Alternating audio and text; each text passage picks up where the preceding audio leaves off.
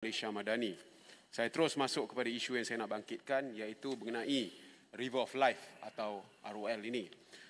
Datuk Yang Di-Pertua, saya benar-benar kecewa melihat kegagalan projek ini seperti yang telah dinyatakan dalam laporan lakan ini.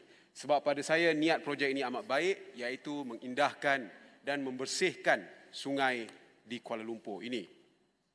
Kalau kita baca laporan ini, komponen pembersihan sungai ada 3 yang lewat, yang mana kelewatan itu sampai 8 tahun. Ada satu projek pembentungan yang mana ditamatkan terus kontraknya. Manakala bagi komponen pengindahan sungai, 2.2 km kerja pengindahan tidak dilaksanakan dan satu projek collapsible weir telah ditamatkan. Kemudian ada juga kemudahan-kemudahan, Datuk Yang Di-Pertua, yang telah disiapkan tetapi tidak dimanfaatkan. Contohnya Confluence Guiding Gallery siap tahun 2021, kos sebanyak 4.34 juta tetapi tidak dimanfaatkan. Ada 3 guiding gallery siap 2021, kos 6.02 juta tetapi juga tidak dimanfaatkan. Kemudian ada juga kemudahan bike repair dan juga kiosk dengan kos 0.71 juta siap tahun 2021 juga tidak dimanfaatkan. Dan kalau kita tengok, Datuk Yang Di-Pertua, gambar-gambar kemudahan-kemudahan ini amat menyedihkan. Bila kita tidak manfaatkan apa yang telah dibina, dia jadi usang kerana tidak diselenggarakan. Datuk Yang Di-Pertua, pihak kerajaan harus mengambil kira dengan serius, mengambil serius kegagalan River of Life ini dan mencari apakah punca gagal seperti ini. Dan semua kemudahan-kemudahan yang siap ini haruslah dimanfaatkan. Jangan jadikan kemudahan-kemudahan ini sebagai satu dengan izin monumen kegagalan projek ini. Saya difahamkan kalau kita baca 3.9 bilion telah dibelanjakan daripada kos siling 4.3 bilion, iaitu lebih kurang dalam 89.7% setakat tahun lepas. Tetapi projek masih tidak berjaya. Saya fikir Datuk Yang Di-Pertua ada keperluan pihak berkuasa untuk memulakan siasatan terhadap projek ini, dan saya tak kata ada kesalahan jenayah. Tetapi kegagalan seperti yang kita lihat dalam audit ini pada saya merupakan satu red flag dengan izin. Sekurang-kurangnya untuk pihak berkuasa memulakan siasatan. Kalau semua teratur, tak ada elemen jenayah, bagus. Tetapi pada saya sekurang-kurangnya kita harus mengambil serius. Tetapi pada masa yang sama saya juga setuju dengan apa yang YB Tampin nyatakan, bahawa projek ini masih perlu diteruskan. Selepas satu audit ataupun selepas menyemak semula keberkesanan projek ini dan juga memperbaiki kelemahan-kelemahan yang ada, saya fikir ada keperluan untuk meneruskan projek ini kerana niatnya amat baik dan apa yang kita telah lihat dari segi apa yang telah disiapkan semuanya ada. Cuma disebabkan faktor-faktor yang tertentu ia tidak dapat disiapkan dan menjadi satu projek yang dilihat gagal. Tuan Yang Di-Pertua, Datuk Yang Di-Pertua, dalam parlimen kali ini kita telah meluluskan pindaan ke atas akta audit yang mana telah meluaskan lagi skop Jabatan Audit Negara. Dan ini merupakan satu reformasi institusi yang saya fikir cukup baik dan cukup penting.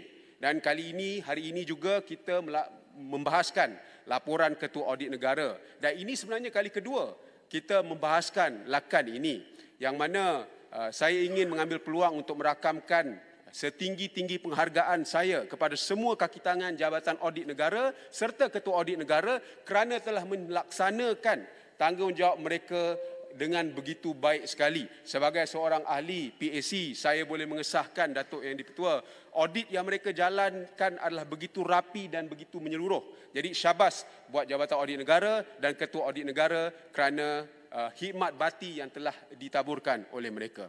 Seperti yang telah saya nyatakan, ini kali kedua. Tahun lepas kita juga bahaskan lakan ini. Tahun lepas pihak sebelah sana tidak melibatkan diri untuk apa-apa sebab. Tapi saya sambut baik U-turn mereka untuk bersama-sama dengan kita membahaskan lakan ini. Kerana saya fikir kita perlu membangkitkan isu-isu ketidakaturan yang serius yang ada dalam perakaunan atau penjagaan wang awam dalam Dewan ini. Dan sebab itu ia harus dibahaskan dengan terperinci dan pihak kementerian yang terlibat juga diberi peluang untuk menjawab kepada isu-isu yang telah dibangkitkan. Sikit lagi, Datuk Yang Di-Pertua.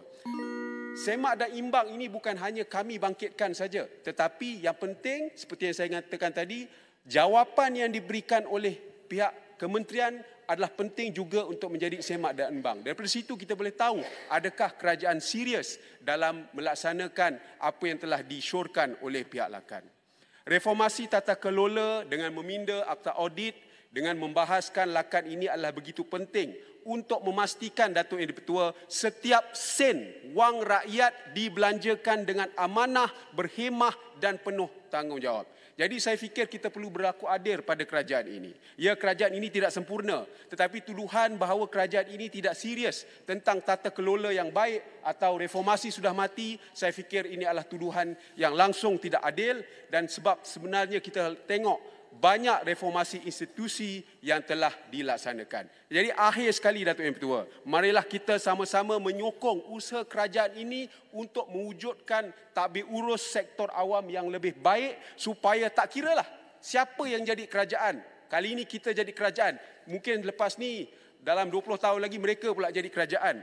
Tetapi yang penting adalah tak kiralah siapa yang jadi kerajaan 20 tahun lagi.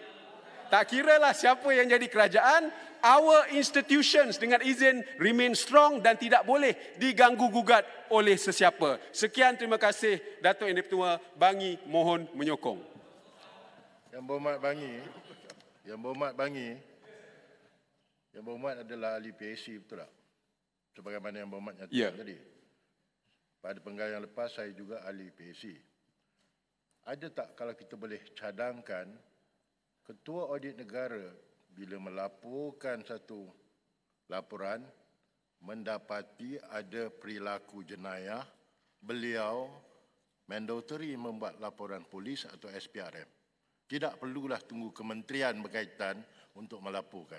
Apa pendapat Yang Berhormat? Saya fikir itu adalah satu cadangan yang wajar dipertimbangkan. Sebab kadang-kala apa yang berlaku adalah bila ada ketidakaturan ataupun mungkin ada red flag, pihak yang berkenaan itu mungkin tidak mahu membuat laporan polis. Bukan semua seperti YB Kesuma kita yang telah mengarahkan untuk membuat laporan polis. Jadi ini satu cadangan yang saya fikir wajar dipertimbangkan dan diperhalusi oleh pihak kerajaan supaya kita dapat memperkasakan institusi Ketua Audit Negara itu. Terima kasih Datuk Yang di-Pertua.